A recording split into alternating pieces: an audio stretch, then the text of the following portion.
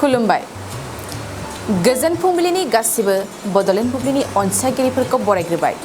दिनै 24 मे बुधबारनि फान्जामुथिखौ फरायथिनो लादों किलिकां ब्रह्मआ।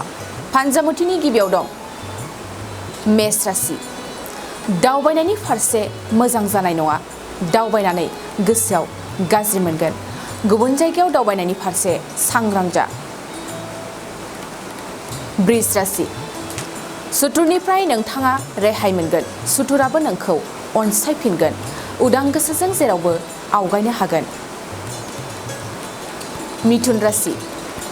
हरखाब जानाय लोंनायाव जेंना नुजाथिगोन। जायखिजाया समावनो खैफोद जानो हागौ। देहानि फारसे सांग्रां जानाया नोंथांनि साबसिन। कर्कट राशि। देहाखौ जोथोन लाखिगोन। खामानिनिफ्राय देहाखौ देरसिन सानना लागोन। दिनै नोंथाङा न'निफ्राय ओंखारनो गोसो जानाय नङा। सिंह राशि। दावबायनायनि मोजां सान जानाय नङा। गारि मथरजों दावबायनायाव जेंना फैगोन। हरखाब जेंना जानायखौ मिथिस्लाबनाय नङा। कन्या राशि।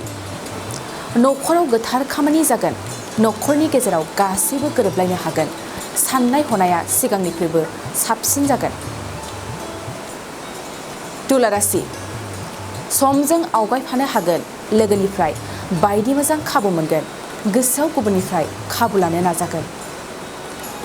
वृश्चिक राशि। बिसि फिसायनि गेजेराव असान्थि जागोन।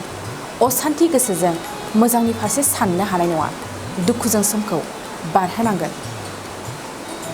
धनु राशि। फेलेंखौ लानानै गोसो गाज्रि जागोन। दिनै नोंथाङा गोसो गाज्रि थांगोन। गुबुननि फारसे मोजां नोजोरजों साननाय फैनाय नङा। मकर राशि। बेफार फालांगिनि थाखाय मोजां सम। न'खरनि जायखिजाया मुवा बेसादनि फालांगियावनो मुलाम्फा जानो हागोन। कुम्भ राशि। गोसोआव साननाय हनायफ्रा रमान्टिक जागोन। हरखाब सोरबा अनजालिखौ गोसो थोगोन। थाबैनो जुलिनि फारसे खोथा सानगोन। मीन राशि। देहायाव बायदिसिना सानाय सुनाय जागोन। देहानि बेमार आजारनिफ्राय नोंथाङा बारग'नाय नङा। देहाखौ लानानै जिंगासिगोन। दिनै सानसेनि राशि फरायथिनायाबो एसेनोसै। आसा खालामो नोंथांनि दिनैनि साना मोजाङै मोजां थांगोन बेखौ बड'लेण्ड बुब्लि न'खरनिफ्राय मिजिंथिबाय। गोजोन्थों। थाखो 8, 9 आरो 10 नि फरायसाफोरनि थाखाय मोनसे गोनां फोसावथाय। इम्पल्स आसामआ नोंथांनि थाखाय होदों अनलाइन टिउसन एप्सनि सुबिदा।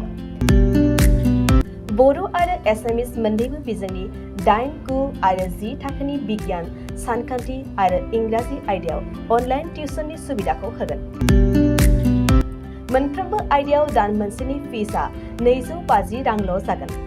12 दाननि थाखाय फरायसानि अनलाइन टिउसनआ सोलिगोन। इम्पल्स आसाम अनलाइन टिउसन एपआव live class, online test, online assignment आरो डाउट क्लियारिं सेसननि सुबिदा मोननो हागोन। इम्पल्स आसाम अनलाइन टिउसन एपआव रोंगौथि गोनां एक्सपिरियेन्स फोरोंगिरिफ्रासो फोरोंगोन। गोसो गुदुं फरायसाफ्रा गाव गावनि मबाइलाव गुगल प्ले स्ट'रनिफ्राय इम्पल्स आसाम एपखौ डाउनल'ड खालामनो हागोन। लोगोसेयैनो 8099334099 जानबुं अनजिमायाव थोंजोङै जगाजग खालामनो हागोन।